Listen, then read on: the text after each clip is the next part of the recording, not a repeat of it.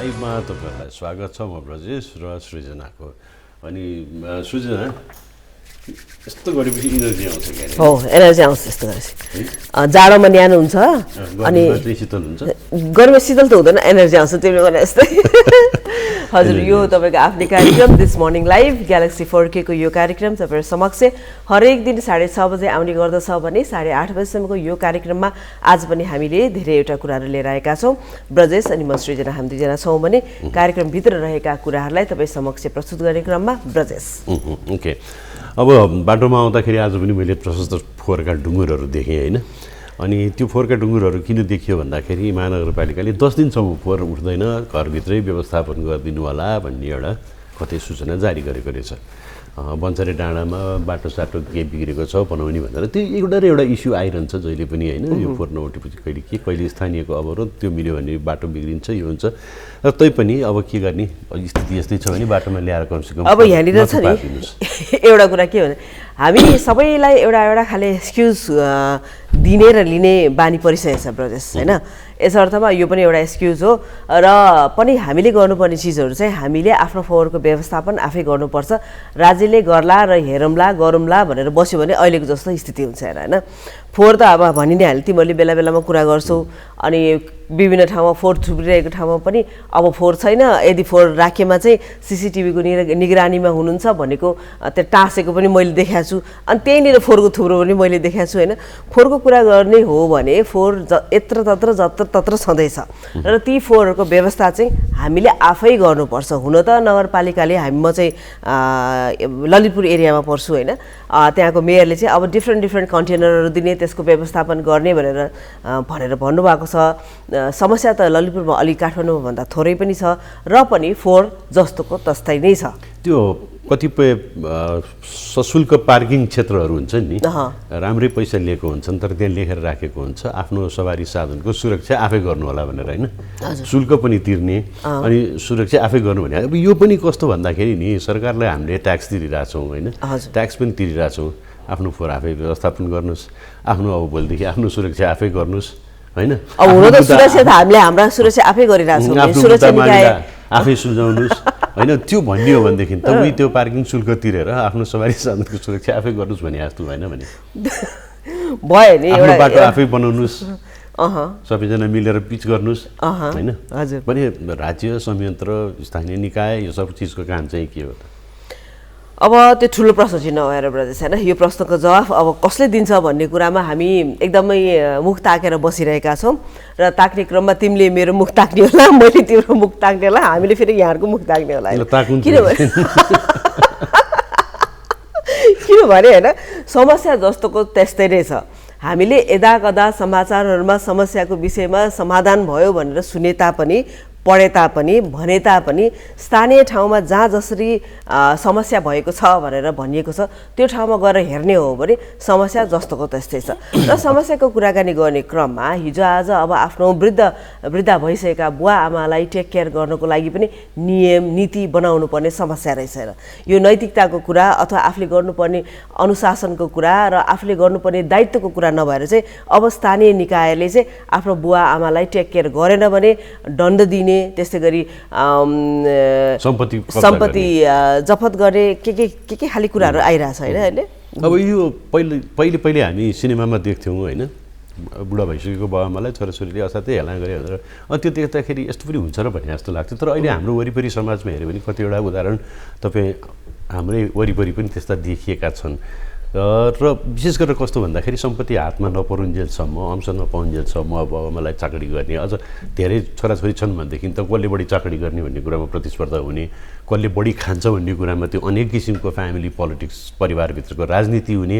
अनि सबै चिज आफ्नो हातमा आइसकेपछि चाहिँ त्यसपछि आफ्नो गर्नुपर्ने दायित्व कर्तव्यमा चाहिँ मान्छेहरूले हेलचक्राइ गर्ने होइन। र अर्को हाम्रो समाज संरचना अनुसार जुन छ कि त्यो आफ्नो चाहिँ के भन्छ बाबुआमाको सम्पत्ति जसरी पनि आफ्नो हातमा आउँछ भनिसकेपछि त्यसले कतिपय मान्छेहरूलाई प्रत्युत्पादक अनुत्पादक बनाएको पनि मैले देखेको छु। किनभने यत्रो सम्पत्ति छँदैछ मैले के गर्नु पर्यो भने आफ्नो काम केही पनि नगर्यो गर्नुपर्ने समाजप्रति पनि उत्तरदायी हुँदैनन् ती मानिसहरू होइन।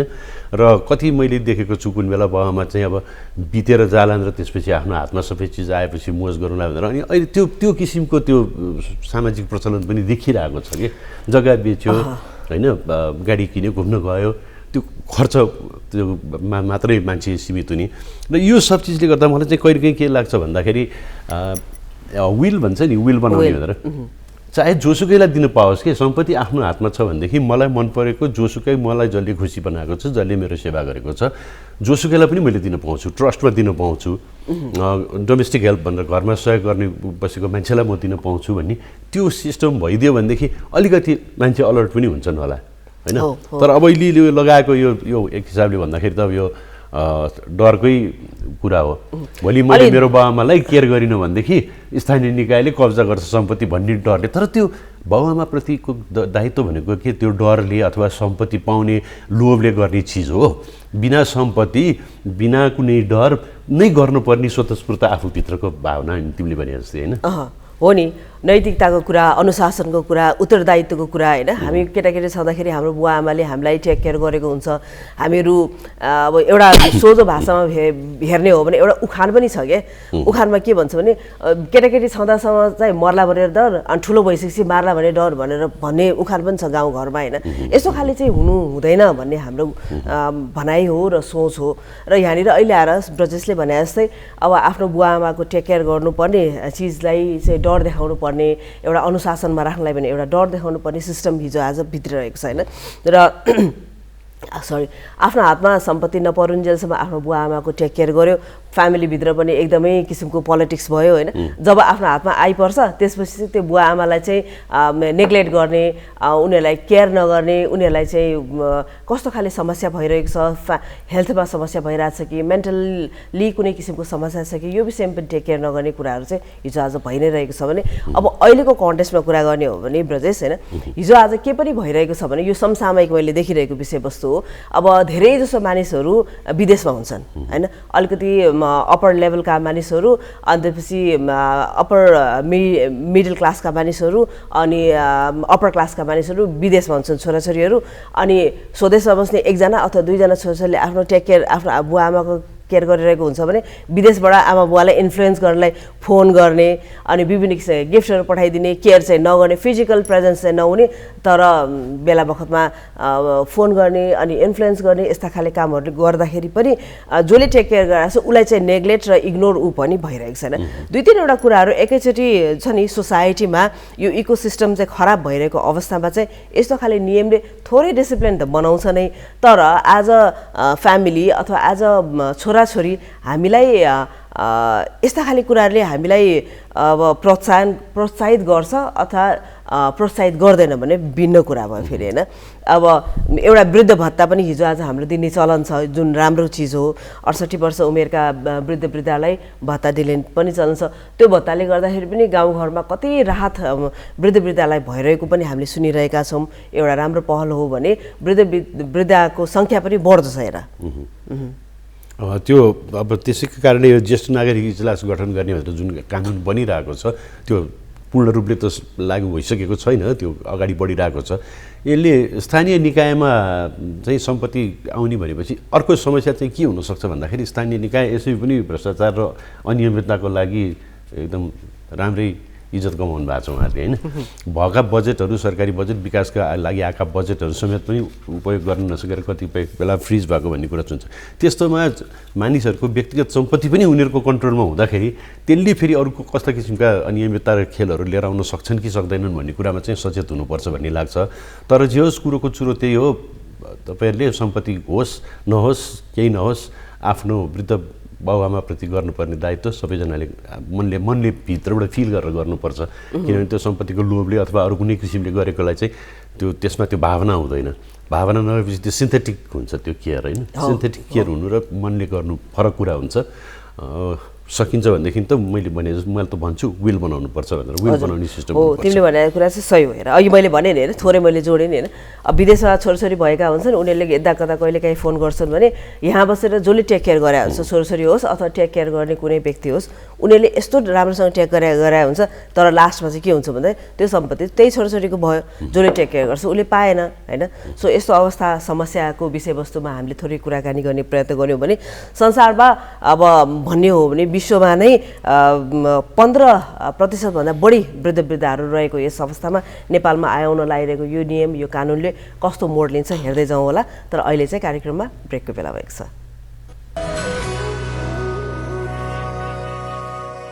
नमस्कार स्वागत छ ब्रेकपछि ग्यालेक्सी दिस मर्निङ लाइभमा म ब्रजेश सृजना तपाईँको साथमा छौँ सृजना अहिले मान्छे प्रविधिले साइन्सले होइन यति धेरै विकास गर्दै गएको छ कि हिजो अस्ति सुन्दाखेरि केही वर्ष अगाडि सुन्दाखेरि 10 वर्ष अगाडि सुन्दाखेरि असम्भव लाग्ने अथवा कल्पनै गर्न नसकिने कुराहरू अहिले चाहिँ सम्भावनाको घेराभित्र आइरहेका छन् होइन र यो किसिमको प्रगति गर्नको लागि मान्छेले चाहिँ प्रकृतिसँग प्रकृतिको सन्तुलनसँग प्रकृतिको जुन एउटा मेकानिजम हो त्योसँग पनि खेलिरहेको छ त्यसले कस्तो असर ल्याउँछ भन्ने कुरो आफ्नो ठाउँमा छ तर अहिले अचम्म लागेको कुरा चाहिँ के भन्दाखेरि नि अब प्रविधिमा जहिले पनि तगडै हुन् जापानिजहरू होइन अब उनीहरूले चाहिँ मङ्गल ग्रह र चन्द्रमासम्म बुलेट ट्रेन पुर्याउने भनेर त्यो योजनामा काम गरिरहेछन् होइन यो हेक्सागन स्पेस ट्र्याक सिस्टम भन्ने एउटा प्रविधिबाट क्याप्सुल बनाएर त्यो यस्तो फोटो हेर्दाखेरि चाहिँ घुम्दै घुम्दै पृथ्वीबाट त्यो एकदमै माथि चन्द्रमासम्म पुर्याउने यो एकदमै चमत्कारिक दृश्य तपाईँहरू स्क्रिनमा देखिरहनु भएको छ यसरी ट्रेनमा चढेर त्यो ग्राभिटीलाई कन्ट्रोल गर्ने पनि के मेकानिजम हुन्छ अरे त्यसको अब त्यो टेक्निकल डिटेल्स अझै पनि हामीलाई थाहा छैन चन्द्रमा पुर्याउने अनि मङ्गल ग्रह पुर्याउने भन्ने चाहिँ अनि त्यहाँ चाहिँ त्यो डोम बनाएर त्यहाँभित्र पृथ्वीको जस्तो वातावरण क्रिएट गरेर मान्छे बस्न पनि सक्ने ट्राभल गर्न सक्ने ऊ हेर नि त्यहाँ देख्दाखेरि यो सुन्दाखेरि अचम्म लागेन भने तिमीलाई मलाई त भयङ्करै अचम्म लागेर होइन अब हाम्रो देशमा भर्खरै मात्र ट्रेन आइरहेको अवस्थामा अब पृथ्वीबाट चन्द्रमामा चन्द्रमाबाट मङ्गल ग्रहमा अब यो ट्रेन जाने भनेर भनेपछि नौलो अचम्म त लागि नै हाल्यो होइन भनि नै हाल्यो नि हाम्रो कहाँ चाहिँ भर्खरको ट्रेनको कुरा हामी गरिरहेछौँ यहाँ चाहिँ हामीले पृथ्वीबाट बाहिर ट्रेन चढेर विदेश मात्र होइन कि एउटा ग्रहबाट अर्को ग्रह चन्द्रमा त्यसपछि मङ्गल ग्रहमा जाने भन्ने कुरा गरिरहेछौँ भन्दाखेरि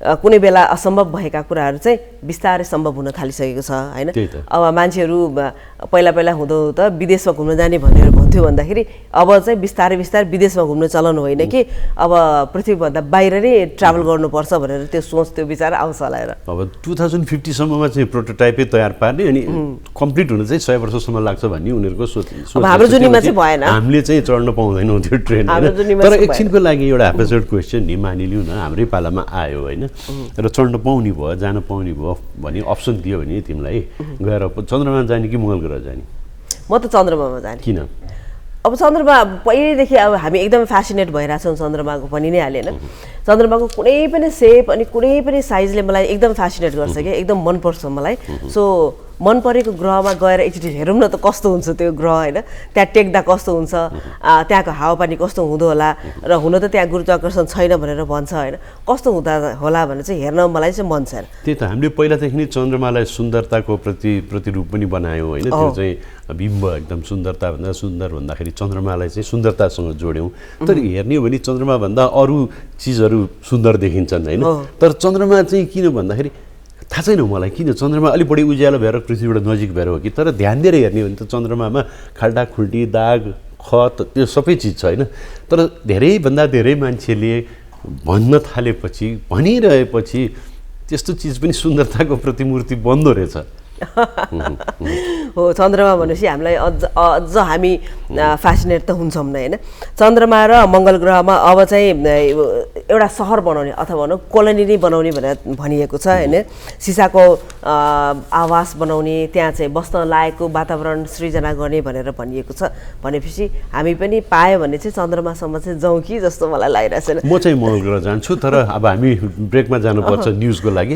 न्युजभन्दा अगाडि आज हामीसँग जो अतिथि हुनुहुन्छ उहाँको बारेमा हाम्रो सामाजिक सञ्जाल पछ्याउनु भएको छ भने त थाहा पाइसक्नुभयो होला एउटा सानो एउटा झलक उहाँको हामी यहाँ तपाईँलाई देखाउँछौँ र त्यसपछि हामी के गर्छौँ त्यसपछि हामी ब्रेकमा जान्छौँ, ब्रेकपछि हामी न्युजमा जान्छौँ, न्युजमा साजना तामाङ हुनुहुन्छ भने त्यसपछि फेरि ब्रेक, त्यसपछि हामी अतिथिसँग कुराकानी लिएर फेरि प्रस्तुत हुन्छौँ।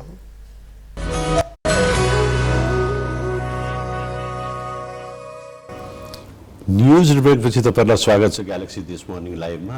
आजको बिहान म ब्रजेश र सृजना तपाईँहरूको साथमा छौँ। हामीले समाचारभन्दा अगाडि सृजना हाम्रो आजका अतिथिको बारेमा सानो झलक देखाएका थियौँ। हजुर, फोटो देखाएका थियौँ। अब अहिले चाहिँ हामी सानो झलक हेरौँ, उहाँको बारेमा एउटा इन्टरभ्यू भिडियो हामीले तयार पारेका छौँ। पहिला सुरुमा त्यो इन्टरभ्यू भिडियो हेरौँ, त्यसपछि उहाँसँग कुराकानी तपाईँहरू समक्ष प्रस्तुत गर्छौँ। गोपाल अस्क साहित्यकार हुनुहुन्छ। विक्रम सम्वत 2018 सालमा पर्सामा जन्मिएका गोपालले त्रिभुवन विश्वविद्यालयबाट हिन्दीमा स्नातकोत्तर गर्नु भएको छ। 32 सालदेखि औपचारिक रूपमा साहित्यिक पाइला चालेर नेपाली, भोजपुरी, मैथिली, हिन्दी भाषामा कलम चलाउने गोपालका कथा सङ्ग्रह, शोध समालोचना, भोजपुरी व्याकरण शब्दकोश, पाठ्यपुस्तक, गजल महाकाव्य, कविता सङ्ग्रह, नाटक सङ्ग्रह लगायत विधाका 45 कृति सार्वजनिक छन्। भोजपुरी, नेपाली, अङ्ग्रेजी शब्दकोश, भोजपुरी व्याकरण, भाषा विज्ञान पुस्तक प्रकाशन गरेका गोपालका केही कृति विद्यालय र विश्वविद्यालयका पाठ्यक्रममा समेत समावेश छन्। सम्पादक र अनुवादक समेत रहेका गोपाल नेपाल प्रज्ञा प्रतिष्ठानको समकालीन साहित्य पत्रिकाको सम्पादक मण्डल मध्येका एक, नेपाली लेखक सङ्घको केन्द्रीय सदस्य तथा मधेस प्रदेश संयोजक पनि हुनुहुन्छ। राष्ट्रिय प्रतिभा पुरस्कार, महाकवि देवकोटा पुरस्कार सहित 2 दर्जन बढी अवार्डबाट सम्मानित गोपाल भाषा आयोगका नवनियुक्त सदस्य हुनुहुन्छ। तिनै बहुप्रतिभाशाली गोपाल अस्क आजको हाम्रो अतिथि हुनुहुन्छ। 45 भन्दा बढी सृजना गरिसक्नु भएको छ उहाँले। सृजना, उहाँलाई स्वागत गरौँ हामी। हजुर, यहाँलाई हाम्रो कार्यक्रममा धेरै धेरै स्वागत छ र सुरुमै तपाईँलाई बधाई पनि अनि शुभकामना पनि। धेरै धेरै धन्यवाद। अब गजल सुन्नु यो कुरा गरौँ अहिलेको यो भाषा आयोगको कुराबाट। अहिले भर्खर त्यसको सदस्य निर्वाचित हुनुभएको छ, हजुर, नियुक्त हुनुभएको छ। हजुर, त्यसको बारेमा हामीलाई अलिकति बताइदिनुहोस् न। भाषा आयोगले के काम गर्छ, यो के हो र तपाईँको भूमिका अब के हुन्छ यसमा? हो,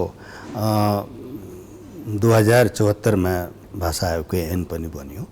संविधान न्याय भइसकेपछि, हाम्रो सङ्घीय समाजमा गइसकेपछि भाषा आयोगको नेपालमा बोलिने भाषाहरूको पहिचान गर्ने, त्यसको वर्ण निर्धारण गर्ने र लोपोन्मुख भाषाहरूको बारेमा संरक्षण र सम्वर्धन गर्ने दिशातिर काम गर्ने, त्यसको शोध अनुसन्धान गराउने र खास गरी त्यसलाई नीतिगत कुराहरूमा कसरी फुकुवा गरिदिने भन्ने उसको चाहिँ मेन प्रमुख दायित्व हो। सुरुमा डाक्टर लवदेव अवस्थीजी आउनुभयो अध्यक्षको रूपमा, त्यसपछि केही पछि उषा हमालजी आउनुभयो सदस्यको रूपमा र अहिले चाहिँ शङ्खमूलमा त्यो संस्था भएर कार्यरत छ। र उहाँ त्यो भाषा आयोगको जुन नेपाल सरकारबाट जुन पहिलो जिम्मेवारी पाएको थियो कि हाम्रो नेपालमा बोलिने 7 प्रदेशमा कुन कुन भाषालाई, अब नेपाली भाषा त सरकारी कामकाजको प्रथम भाषा भइ नै हाल्यो। त्यसपछि त्यो संविधानको धारा 6 मा के त्यही लेखिया छ कि हजुरको चाहिँ प्रदेश वाइजमा नेपाली बाहेकका मातृभाषाको सङ्ख्याले जसको बढी हुन्छ त्यो 1 वा 1 भन्दा बढी उसले सिफारिस गर्न लागू गर्न सक्छ। तर त्यो कसले सिफारिस गर्छ? त्यो भाषा आयोगले सिफारिस गर्छ अध्ययन गराएर। यो कुरा प्रथम चरणको कुरा चाहिँ भाषा आयोगले सम्पन्न गरिसकेको छ र अहिले सम्मान्य त्यहाँ प्रधानमन्त्रीज्यू र क्याबिनेटबाट डिसिजन भएर हामीलाई 5 जनालाई अहिले नियुक्त हामी भएका छौँ। अब भनेको चाहिँ कम्प्लिट छ भाषा आयोगको। अब 7 वटा हो, त्यो 7 वटा हामी पुरा कम्प्लिट भएका छौँ। 7 प्रदेशका त्यसमा प्रतिनिधित्व हुनेछौँ। मेरो जिम्मेवारी चाहिँ मधेस प्रदेशमा बोलिने भाषाहरूको बारेमा सम्वर्धन गर्ने, लोपोन्मुख भाषा त्यो भाषालाई मातृभाषाको प्रयोगमा कसरी ल्याउने, सहजीकरण गर्ने प्रदेश सरकारसँग मिलेर, स्थानीय सरकारसँग मिलेर र यसको साथसाथै नेपाली भाषालाई पनि अब कसरी त्यसलाई सम्पर्कको भाषाको रूपमा स्थापित गर्ने। अहिले हाम्रो के देखिया छ भने व्यवहारिकमा कि हाम्रा नानीहरू, नयाँ पिँढीकाहरू नेपाली भाषा बिर्सन थालेछन्। भोजपुरी मैथिलीको त कुरै छाड्नुहोस्, होइन, उनीहरू बोल्छन्, तर नेपाली भाषा पनि बिर्सन थालेछन्। अहिले कम्प्युटरिज भाषाहरू, कम्प्युटरमा जुन भएका भाषाहरू छन् त्यो भाषाहरू लेख्नुहुन्छ भने पर्यो लेख्दाखेरि हेर्नुहोस् त त्यहाँनिर युनिकोडले गर्दा कस्तो पर्यो लेख्छ, होइन, त्यो पनि समस्या छ। हामीले लेख्दाखेरि अर्को हिजे लेख्छौँ जुन चलेको छ, कम्प्युटरले अर्को त्यहाँ हिजो लेखिदिया हुन्छ अनि त्यसलाई कसरी सफ्टवेयरलाई कम्पाइल गरेर त्यसलाई अगाडि ल्याउने अनि कोडिङ कसरी गर्ने यी सब कुराहरूको नीतिगत भाषा भनेको त त्यो पहिचान गरेर सबैले सम्मान गरेर तर नीतिमा कुरा गर्ने हो अध्ययन अनुसन्धान गराउने हो संक्षेपमा यो त अलि सिरियसै कुरा भएर होइन मलाई यहाँसँग सुन्न मन लागेको चाहिँ एउटा गजल हो क्या पहिला सुरु अलिकति बिहानी यो सिरियस कुरा भन्दा पनि अलिकति गजल सुनेर रमाइलो गरौँ न गजल एउटा सुनाइदिनुहोस् तपाईँको गजलहरू उहाँका गजलहरू मैले त एक दुईचोटि एउटा दुईवटा कार्यक्रमहरूमा सुन्ने अवसर पाएको छु एकदमै गजबै हुन्छ होइन त्यो म एकाधवटा शेर सुनाउँछु इन्ट्रेस्टिङ गर्न पहिला म नेपाली सुनाउँछु अनि त्यसपछि एउटा चाहिँ अर्को इन्जोय गर्नलाई सुनाउँछु त्यो मेरो गजल महाकाव्य अहिले हजुरलाई म दिउँला त्यो राखिया छ प्रेमान्तर यो मैले 2062 सालमा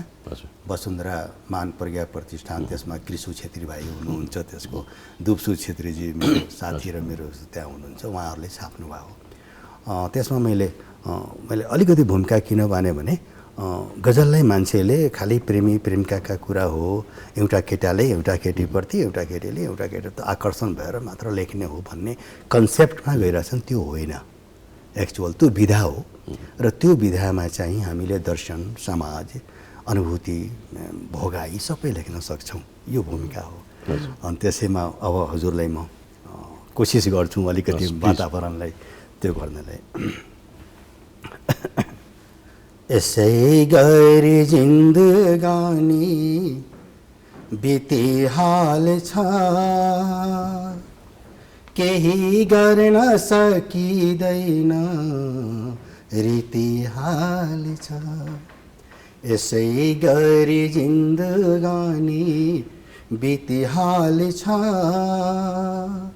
केही गर्न सकिँदैन रीतिहाल छ जीवनले जति राम्रो चिठी लेखे पनि जीवनले जति राम्रो चिठी लेखे पनि मृत्युले नै शिरमाथि मितिहाल छ यसै गरी जिन्दगानी बितिहाल छ केही गर्न सकिँदैन रीतिहाल छ यो अब यहाँबाट सुरु गरौँ त्यो गोपाल अस्क भन्दाखेरि आँसु होइन हजुर सर त्यो आँसु अस्क भनेपछि मलाई चाहिँ त्यो अस्क ही चश्मे पूर्णम से बहते नहीं और दिल से धुआं भी निकलता रहे भने एउटा याद आउँछ शेर यो अस्क कसरी राख्नुभयो तपाईँले सर योमा के छ भने प्रत्येक मान्छेको जीवनमा एउटा मोड आउँछ हजुर अहिले जुन हजुरले अफ द रेकर्ड जुन ट्रान्सलेसनको कुरा गर्नुभयो धोखा नदेऊ प्रेम गरिसकेपछि जुन कुरा आउँछ र अस्क दुईटै अवस्थामा आउँछ हजारों तरह के ये होते हैं आंसू खुशी में भी आंखें भिगोते हैं आंसू इन्हीं जान सकता नहीं है जमाना हजुरले सिनेको धेरै परिचित गीत हो यो दुईटै अवस्थामा आँसु चाहिँ बग्ने गर्छन् खुसी र दुःखमा पनि अस्क राख्नुपर्ने कुरा एक त मेरो जीवनमा प्रेम प्रतिको भनौँ न त्यो रूपमा दैहिक रूपमा प्राप्त गरिसकेपछिको अवस्था बोधलाई लिएर अस्क राखेँ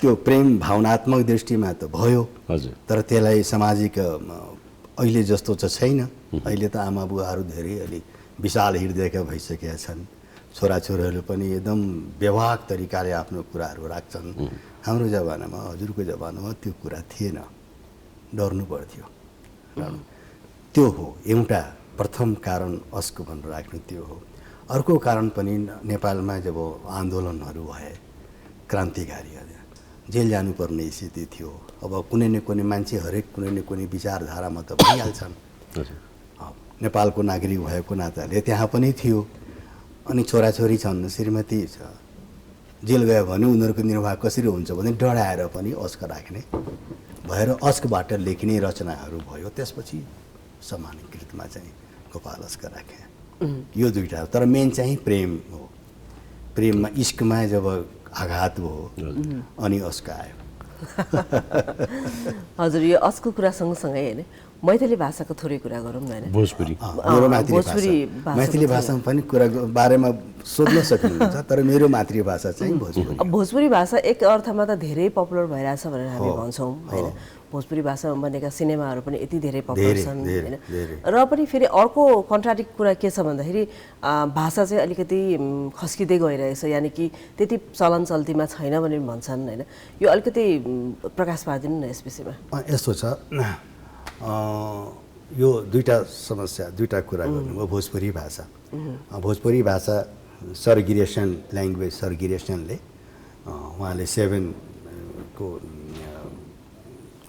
भाषाहरूको बारेमा अध्ययन गर्नुभएको छ उहाँले के लेख्नु भएको छ भने Bhojpuri is the language of भिरायल भन्नुभएको छ अर्थात् चाहिँ भोजपुरी पौरुषको भाषा हो भन्नुभएको छ होइन 8वीं शताब्दीमा भोजपुरीको त्यो प्ररूप देख्न थाल्यो 10वीं शताब्दीपछि त भोजपुरीको त्यो बेलाको लेखन नै कविता नै भेटेको प्रमाणहरू पाउँछौँ त्यति पुरानो भाषा र हाम्रो नेपालको कन्सेप्टमा हेर्नु हो भने 2000 भनौँ न मल्लकालमा त्यो सिमरौनगढको जुन बारा जिल्लाको सिमरौनगढ छ त्यहाँको राजकीय भाषाको रूपमा भोजपुरी स्थापित भएको थियो र प्रताप मल्लले त भोजपुरी भाषामा चिठी पनि लेखेका छन् आफ्नो मैथिली सँगसँगै यो रिच भाषा हो भाषाको दृष्टिकोणले सङ्ख्याको दृष्टिकोणले हेर्ने हो भने हामी तेस्रो भाषामा छौँ 2068 सालको जनगणना अनुसार नेपाली पछि मैथिली मैथिली पछि भोजपुरी हाम्रो लगभग 7% हामी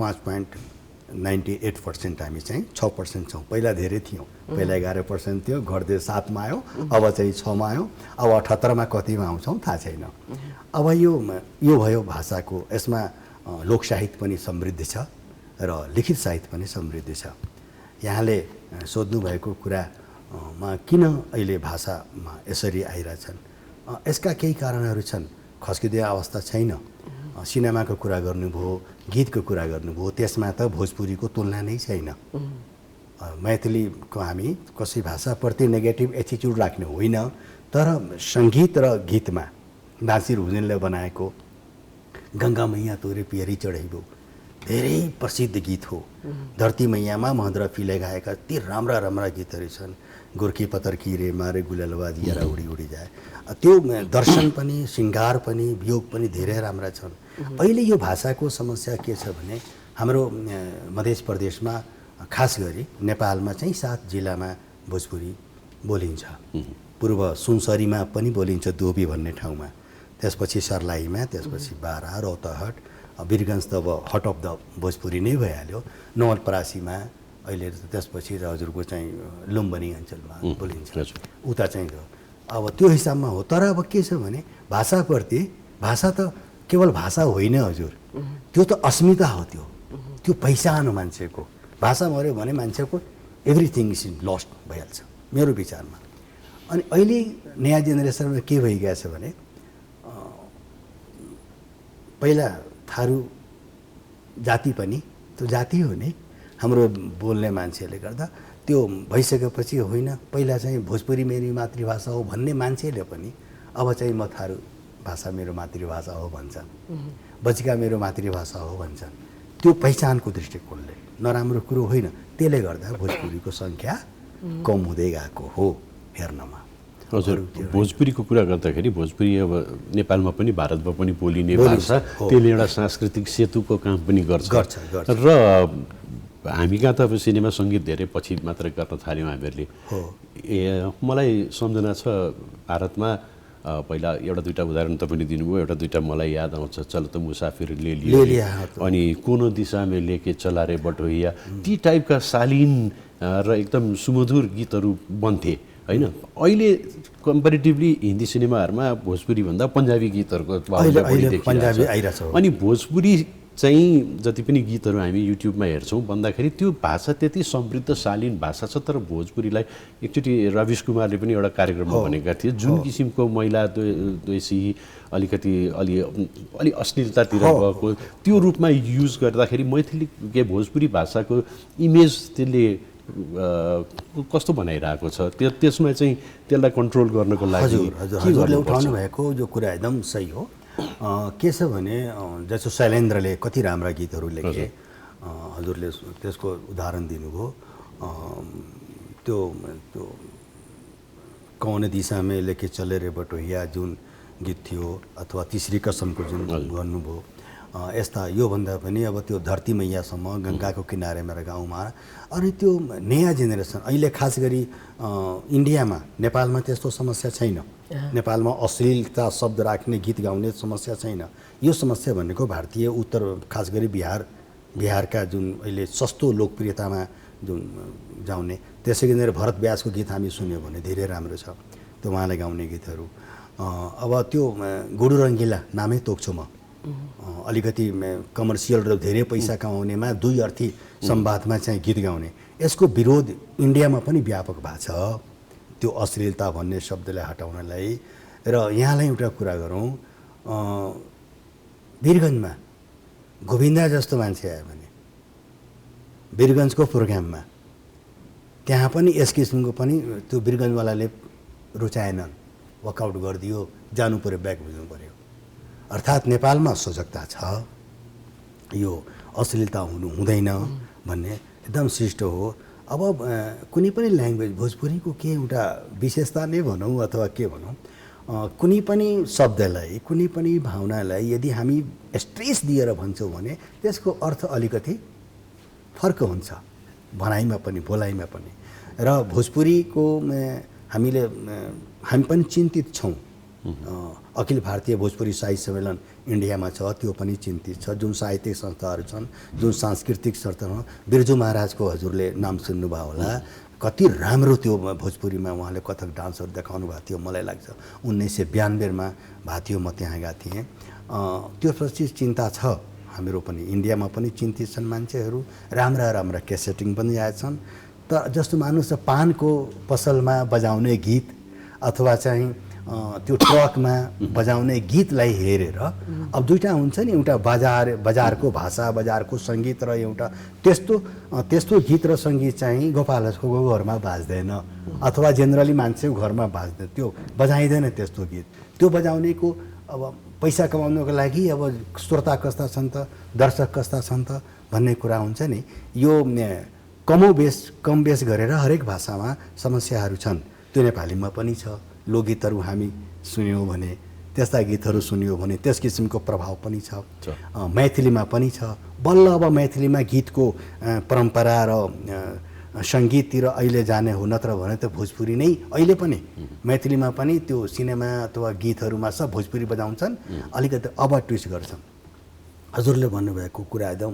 हामी पनि गम्भीरता साथ लिएका छौँ नेपालमा त एकदम वर्कआउट नै छ पुरा हाम्रो संस्थाहरूले त्यो त्यस्तो मान्छेले बोलाउँदैन स्टेजमा र कोही मान्छे गीत गायो भने तुरन्त रोज हटाइदिन्छ होइन तर चाहिँ अब पानको पसललाई होइन अब त्यो जनचेतनाको कुरा हो किनभने मलाई धेरै राम्रो लाग्छ कपिल शर्माले भनेको थियो कि कुनै पनि स्टेटमेन्टमा जब म आमाको सामने म प्रेजेन्ट गर्न सक्छु बोलेर भने म कसैको अगाडि पनि त्यो प्रेजेन्ट गर्न सक्छु मलाई त्यसमा अश्लीलता देखिँदैन हामी त्यो दिशातिर सजग छौँ र भोजपुरीलाई जुन लाग्ने गरे जुन आरोप हो यसमाथि नयाँमा त्यो पनि निर्मूल पार्ने हामी कोसिसमा छौँ नेपालमा त पटक्कै छैन एउटा सुनिल भन्ने केटोले कहिलेकाहीँ गाउनुहुन्छ गायक हाम्रो पर्सा जिल्लाको हो उहाँले पनि हामी सम्झाएको छौँ नेपालीमा जुन छ नि मलाई त्यही केटी चाहिन्छ भनेर गीत छैन त्यो एउटा नेपालीको त्यसैको चाहिँ हाम्रा उही लड्की चाहिँ भनेर चाहिँ गीत गाउनु भएको थियो भोजपुरीमा त यो अब बजारीकरणको पैसा कमाउने उद्देश्यले गर्दा लेख्छन्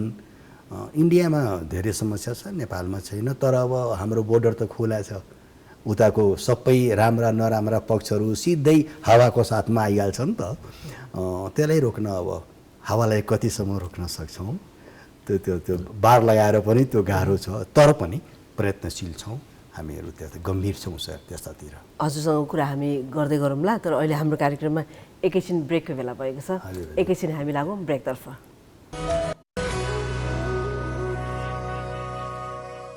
स्वागत छ यो छोटो ब्रेकपछि आज हामी भोजपुरी साहित्यका मूर्धन्य व्यक्तित्वसँग कुराकानी गरिरहेछौँ गोपाल अस्क उहाँ हाम्रो स्टुडियोमा हुनुहुन्छ उहाँलाई अब कुराकानी अगाडि बढाउँदाखेरि यो आफ्नै लिपि छ भोजपुरीको कैथी लिपि भनेर भनिन्छ तर त्यो लिपिको बारेमा त्यति धेरै हामीहरूलाई थाहा छैन अनि त्यो बिस्तारै भोजपुरी लेख्दाखेरि पनि देवनागरी भाषामा अथवा अरू लिपिमा लेखिने कारणले गर्दाखेरि त्यो लिपि पनि लोप हुँदै गइरहेछ भनिन्छ। यसमा चाहिँ तपाईँ के भन्न चाहनुहुन्छ? यसलाई यसको संरक्षण सम्वर्धन कसरी गर्न सकिन्छ?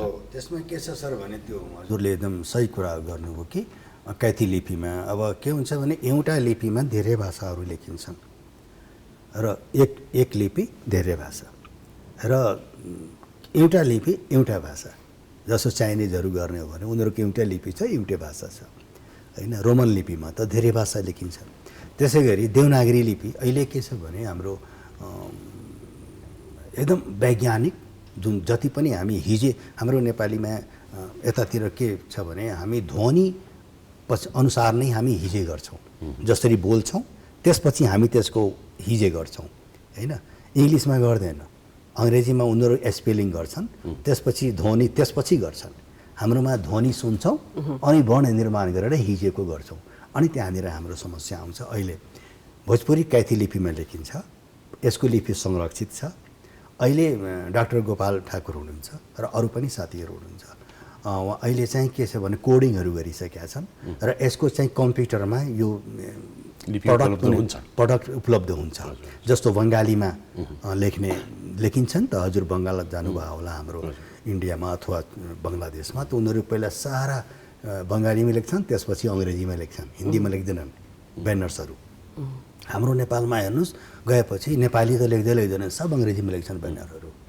होटलको पनि क्याफे भन्छ, त्यो स्टोर भन्छ, नेपाली शब्दहरूको त प्रयोग नै धेरै कम गर्छन्। नेपाली जस्तो भाषामा समृद्ध छ नि त, धेरै समृद्ध छ, सबै छ। भोजपुरीको त्यही समस्या हो, लिपि छ, संरक्षित छ, हामीलाई लेख्न आउँछ, तर त्यसलाई चाहिँ कार्यशाला गर्न जरुरी छ।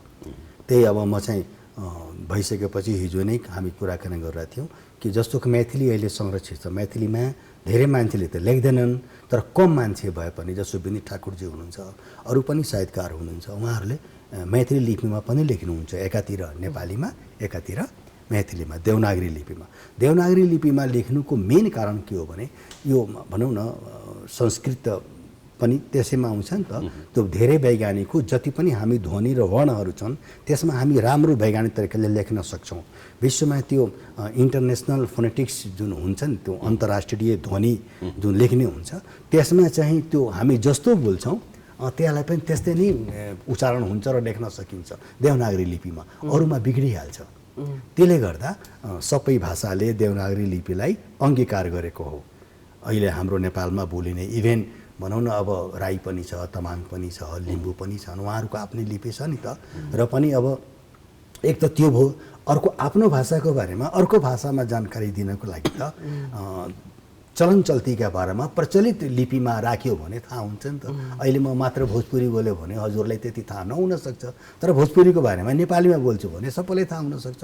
यी कारणहरूले गर्दा देवनागरी लिपिमा हो संरक्षणको दृष्टिकोणले कैथी लिपिमा मात्र भोजपुरी नै लेखिँदैन, कैथी लिपिमा बज्का पनि लेखिन्छ, कैथी लिपिमा मैथिली पनि लेखिन्छ। उहाँहरूको तिरहुता भनेर भनिन्छ, पहिले मिथिलाक्षर त पछि आएर नाम दिनुभयो हो, एक्चुअल तिरहुता हो त्यो होइन। त्यसै गरी जस्तो मान्नुहोस् अहिले पनि रञ्जना लिपि नै छ जुन हाम्रो नेपाल भाषामा लेखिन्छ नि त, त्यो त छ। अनि त्यो त हजुरको चाहिँ अब त हाम्रो इभेनोमा त्यो विश्वमै नेपालको लिपिमै रञ्जना पहिचान आएछ नि त। तर जेनरली साथीभाइले, जेनरली आम नेपालीले त नेपाल अथवा नेवार जातका साथीहरूले चाहिँ त्यसरी रञ्जना लिपिमा लेख्नुहुन्न, त्यो अभ्यास छैन।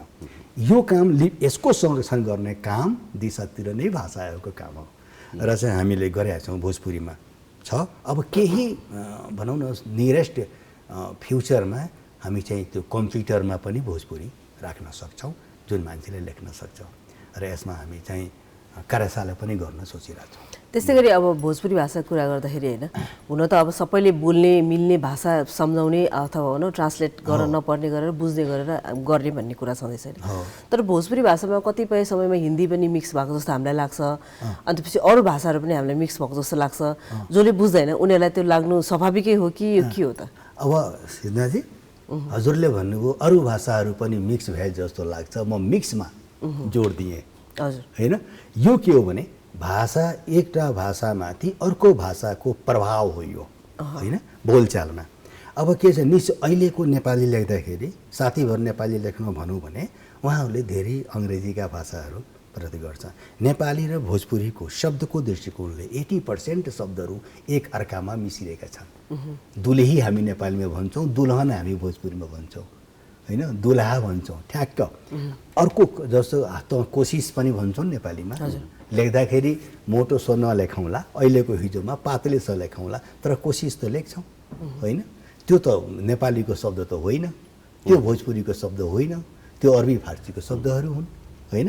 त्यस्तै यो भाषाको प्रभाव हो नेपालीमा पनि भोजपुरीमा, भारतीय परिवारका भाषाहरूमा, इन्डो आर्यन ल्याङ्ग्वेजमा चाहिँ यो प्रभाव एकअर्कालाई प्रभाव बनिन्छ। नेपाली बृहत् शब्दकोश हजुरले उठाउनुभयो भने यस्ता धेरै शब्दहरू छन्, जस्तो कम्प्युटर हामी भनेका छौँ। अब त्यो नेपालीमा कम्प्युटर चलि नै आएको छ है, त्यसलाई आपत्ति जनाउनु पर्ने कुरा छैन। कोट नै भनौँ हजुर, धेरैवटा शब्दहरू हामीले त्यसरी लिएका छौँ होइन, तर भोजपुरी भाषा हामीले त्यति बुझिरहेको अवस्था नभएको कन्टेक्स्टमा चाहिँ अब सिनेमा मात्रै हेरे हो हामीले त भोजपुरी। भोजपुरीमा यसो छ, त्यसमा अन्य अरबी भाषाको पनि छ, तुर्की भाषाको प्रभाव छ, हिन्दी भाषाको प्रभाव छ। एउटा कुरा के छ भने हिन्दी भाषा र भोजपुरी भाषाको वाक्य विन्यासमा, वर्ण विन्यासमा, लेखाइमा चाहिँ धेरै समानता छ फेरि। तर भाषा भनेको समुन्नत भएर जाने नै आगन्तुक शब्दहरूको प्रयोगले हो भन्ने लाग्छ। जस्तो हिन्दीमा तपाईँले भने जस्तै अरबी, फारसी, उर्दू यो सबै चिजको सम्मिश्रणले गर्दाखेरि त्यो राम्रो सुनिन्छ होइन। अङ्ग्रेजीमा पनि त अब फ्रेन्च, ल्याटिन शब्दहरू आरामसँग आएका छन्, त्यस कारणले यसलाई त्यति ठुलो इस्यु बनाउनु पर्छ। इस्यु बनाएको होइन कि हामीले भाषाको विषयमा भोजपुरी भाषा भने के हो त, हिन्दी नै हो कि मैथिली हो कि त्यो मिक्सडको कम्बिनेसन हो कि एउटा लेमनले नबुझेको कुरा मैले सोधेको भने हिन्दीको कुनै ठाउँमा डेफनाइन गरेर मातृभाषा छैन हो। मेरो मातृभाषा हिन्दी हो भन्ने मान्छे प्राय भेटिँदैन, तर मैथिलीको मातृभाषा हो, भोजपुरीको मातृभाषा हो, नेपालीको मातृभाषा हो, बज्काको मातृभाषा हो। हिन्दी त अब जब मेरो भोजपुरीको 8वीं शताब्दीमा भयो भने हिन्दीको त उत्पादन भएको त भारतेन्दु हरिश्चन्द्रको बेला हो नि त हिन्दीमा, खडी बोली होइन। त्यो औपचारिक भाषा हो, एकदम फर्मल ल्याङ्ग्वेज हिन्दी औपचारिक भाषा हो। र हामी त बोलीबाट, भाषा विज्ञानमा बोली र भाषा एउटै हो होइन, त्यसलाई चाहिँ अलग छुट्याउन सकिँदैन। भोजपुरी अलग भाषा हो, त्यो भोजपुर भन्ने ठाउँ हो इन्डियामा छ, बिहारमा, त्यहाँबाट यसको उत्पत्ति भयो हो। त्यसैले भोजपुरबाट, हाम्रो नेपालमा पनि भोजपुर छ, तर यहाँबाट होइन, त्यहाँबाट उत्पत्ति भयो हो यसको भोजपुरी भाषा। र अहिले विश्वमा त धेरै ठाउँमा भोजपुरी बोलिन्छ, एकदम स्वतन्त्र भाषा हो, यसको आफ्नो शब्द निर्माणहरू छन्। एक शब्दमा यति राम्रा राम्रा, अब त्यो कुनै बेला कुरा गरौँला, अब जस्तो भन्नुहोस्, अब कालो भन्दा कालो बोध गराउनलाई हामी करिया कुचकुच भन्छौँ भोजपुरीमा, अब मिल्की व्हाइटलाई हामी उजर धपधप भन्छौँ। यस्ता विशेषहरू छन्। एकदम स्वतन्त्र भाषा हो, भारतीय परिवारको भाषा हो। हिन्दी त पक्कै होइन, हिन्दी यी भाषाहरूबाट उत्पन्न भएको भाषा हो। उनीहरू भन्छन्, हजुरले भने जस्तो हिन्दीवाला के भन्छन् भने मैथिली, भोजपुरी, अवधी हाम्रो उपभोली भन्छन्, सब डायलेक्ट्स भन्छ, तर त्यो यथार्थ होइन। यथार्थ के हो भने हामीहरू यो मातृभाषाहरूको बिचबाट एउटा चाहिँ त्यो हिन्दी भाषा बनेको हो। जस्तो नेपालीकै कुरा गरौँ, खसबाट उत्पत्ति भन्छौँ त हामी। पूर्वी नेपालीको अर्को लवत छ, मध्य नेपालीको अर्को छ, पश्चिमीको अर्को छ। त्यो सबै त्यो अब हामीले भाषिका भन्दैनौँ, भाषा विज्ञानमा भाषिका भन्दाखेरि अलिकति डेमोरलाइज जस्तो हुन्छ। हामी भेद भन्छौँ, भौगोलिक भेद हुन्छ, सामाजिक भेद हुन्छ। त्यो नाताले गर्दा भोजपुरी एकदम इन्डिपेन्डेन्ट भारतीय परिवार समृद्ध भाषा हो, हिन्दी होइन। हजुर, एउटा भोजपुरीको गजल पनि सुनौँ न त। लामै कुरा गर्नु मन थियो, तर अब समयले हामीलाई अलिकति बिदा दिनु। गजल सुन्नु भ्याउँछ होला। एउटा चाहिँ भोजपुरीमा तपाईँले महाकाव्य पनि लेख्नु भएको छ, गजल पनि लेख्नु भएको छ। एउटा मिठो भोजपुरीमा एउटा तपाईँको गजल सुनेर त्योसँगै हामी दर्शकहरूसँग बिदा मागौँ। ल त ल, चस्मा निकाल्नु पर्यो अनि मोबाइल पनि खोल्नु पर्यो, त्यो बज्दैन, तर पुरा याद हुँदैन नि त। हजुर, अलिअलि म हामीले त सिनेमामा मात्रै अब भोजपुरी गाना, बिहान अब ब्रजेशले पनि आज भोजपुरी गानामा नाचिरहेको थियो, र तपाईँले अब हाम्रो डिजिटल माध्यममा ब्रजेशको सायद त्यो नाच देख्नुहुन्छ होला। हाम्रो रेकर्ड चाहिँ गरेका छौँ होइन। सो सिनेमामा भयो, गानामा भयो, भोजपुरी गानाहरू, भोजपुरी सिनेमाहरू हेर्दा भएर छ नि अलिकति हिन्दीको प्रभाव बढी भयो कि अहिले भोजपुरी एउटा लेभललाई लाग्छ। त्यसले कुनै प्रतिनिधित्व नै गर्दैन शब्दहरू आउँछन्। अहिले म पढ्दाखेरि तपाईँलाई लाग्न सक्छ कि हे अब हामी सवाल भन्छौँ, जवाब भन्छौँ, त्यो अब सबै भाषामा जान्छ। ल एउटा म भोजपुरीको एउटा गीत सुनाउँछु, गजलकै छन्दमा छ। कबो ना कबो हाँ कबो कुछ कहे में, कहिले नाइ कहिले यस कहिले केही भन्दैमा। कबो ना कबो हाँ कबो कुछ कहे में, बीत गइल जिंदगी एने ओने रहे में। कबो ना कबो हाँ कबो कुछ कहे में, उठ गइल आनी ऐसन कि देहे नाटिकल।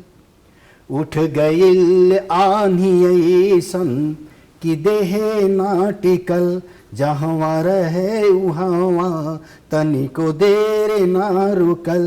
उड़ गइल पतैले खा पता के कहीं। यसमा हजुरले हिन्दी पाउनुहुन्न है फेरि त्यो यसमा पाएँ तर पनि बुझिरहेको छु।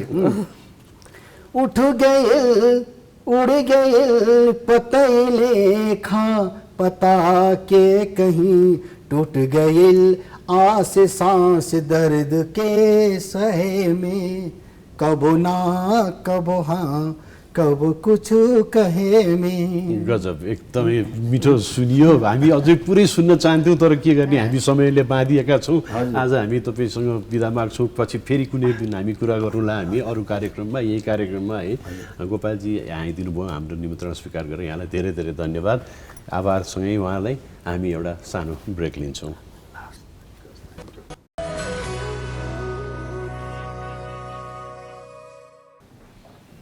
स्वागत छ ब्रेकपछि तपाईँलाई ग्यालेक्सी दिस मर्निङ लाइभमा। अघि भर्खरै भोजपुरी साहित्य, भोजपुरी भाषाको बारेमा श्री गोपाल अस्कजीले असाध्यै मिठा मिठा कुराहरू गरेर राम्रा गजल पनि हामीलाई सुनाएर जानुभयो। अब हामी कार्यक्रममा अगाडि बढौँ। त्यस्तै हिस्ट्री, इतिहासको पाना पल्टाउने क्रममा के भएका थिए त विगतमा भन्ने कुरा गर्दाखेरि केबाट सुरु गर्ने आज? अब विगतको कुरा गर्नु पर्दाखेरि बिपी कोइरालाको आज निधन भएको दिन हो होइन। 2039 सालमा उनको निधन भयो। बिपी कोइरालाको विषयमा धेरै कुरा गरिरहनु पर्ने आवश्यकता देख्दैनौँ हामीले। नेपाली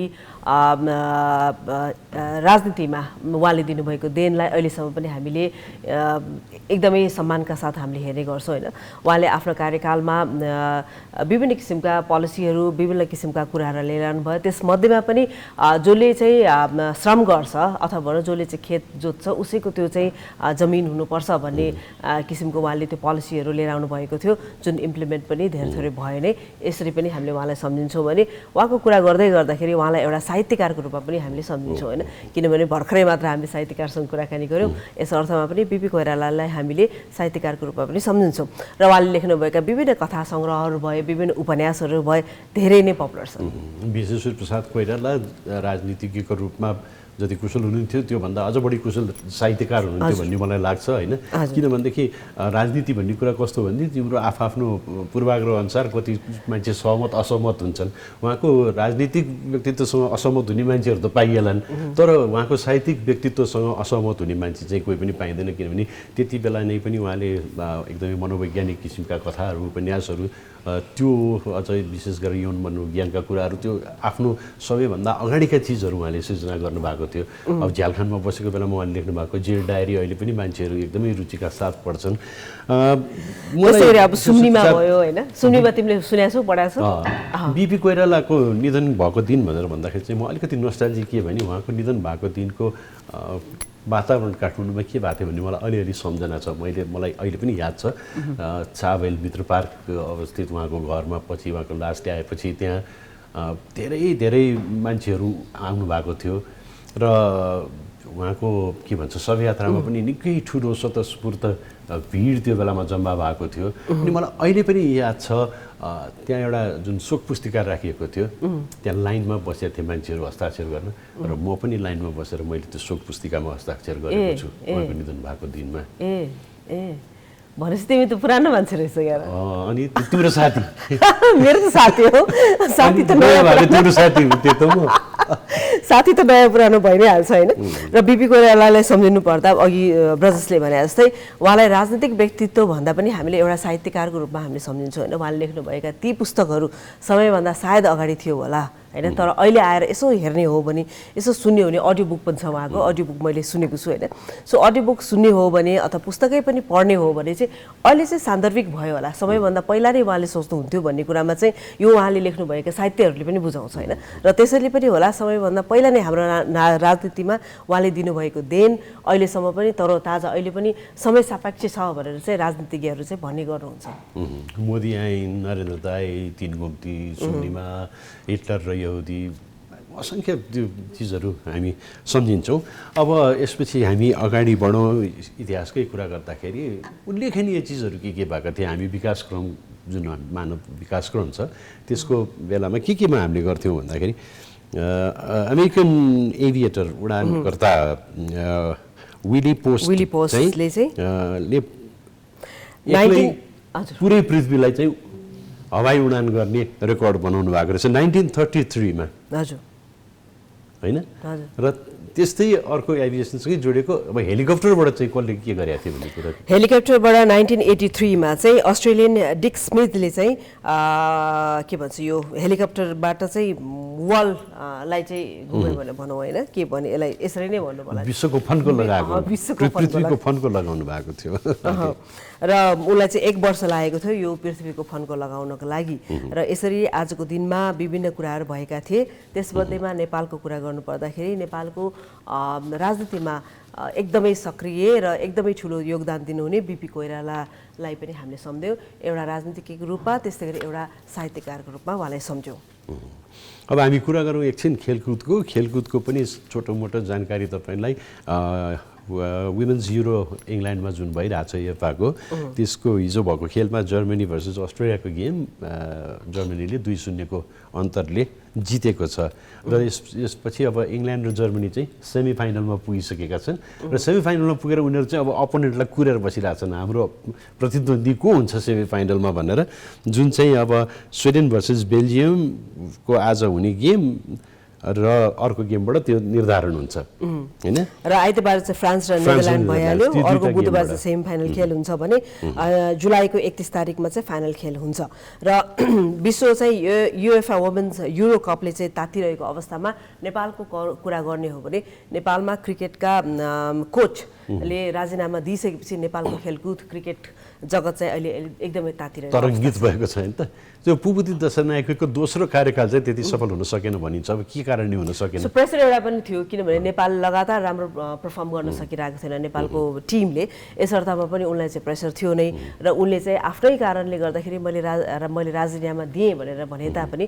राजीनामा दिएको केही समयमा नै उनलाई चाहिँ क्यानेडियन क्रिकेटरहरूले चाहिँ एउटा कोचको रूपमा अनुबन्ध गरिसकेपछि अलिकति हामी वाक्क चाहिँ भएका छौँ हैन वाक्क भन्नाले कस्तो भन्नाले अचम्म चाहिँ भएका छौँ हैन पहिला मलाई याद छ पहिले पनि एकचोटि पुबुदुले नेपाली टिमबाट राजीनामा दिएपछि क्यानाडाकै कोच भएर जानुभएको थियो क्यारे क्यानाडा चाहिँ अब उहाँको सायद नेसनलिटी पनि क्यानेडियन हो नेसनलिटी पनि क्यानेडियन भयो र त्यो भन्दा पनि हाम्रो नेपाली क्रिकेट अब कहाँ कसरी जान्छ त हैन परफर्मेन्सको आधारको कुरा गर्ने हो भने राम्रो परफर्म गर्न सकिरहेको अवस्था छैन हामीले मनोबल बढाउनु पर्छ भन्ने धेरै कुराहरू गरिरहेका छौँ र क्रिकेटिङ जगतमा चाहिँ नेपाली क्रिकेटको कप्तानको विषयमा पनि बेला बखतमा कुरा हुने गर्दछ अहिलेको कप्तानको देन उनको सोच विचारको विषयमा पनि कुरा हुने गर्दछ र नेपाली क्रिकेट अब कसरी अगाडि बढ्छ भन्ने कुरामा चाहिँ हामी जस्ता क्रिकेट लभर्सहरूले चाहिँ एकदम चौकन्ना र आँखा खुल्ला राखेर हेरिरहेको अवस्थामा अब अहिले हामीले राजनीतिक रूपमा पनि अलिकति हामी अचम्म र चौकन्ना चाहिँ भइरहेका छौँ बेला बखतमा धेरैवटा कुराहरू आउने गर्छन् त्यसमध्येमा चाहिँ भाषाको कुरा अघि हामीले गऱ्यौँ र भाषाकै कुरा लिएर चाहिँ सोसियली अनसोसियलमा एउटा हामीले सेगमेन्ट राखेका छौँ हैन हो यो हामी अनसोसियली सोसियलमा तपाईँलाई देखाउँछौँ आफै सेल्फ एक्सप्लेनेटरी छ हुन त कसैले भनेको कुरा बोलीमा कहाँ बढी गडबड हुन्छ भन्ने कुरा भन्दा पनि भाव के हो भन्ने कुरालाई दिनुपर्छ भन्ने कुरा हो तर सोसियल मिडिया अराजक छ हामी सबैलाई थाहा छ त्यही भएर हामी यसलाई अनसोसियली सोसियल भनेर भन्छौँ एकचोटि हेरौँ आजको नेकपा एमालेकी सांसद नबिना लामाले प्रतिनिधि सभा बैठकमा बोलेको भिडियो सामाजिक सञ्जालमा चर्चामा छ।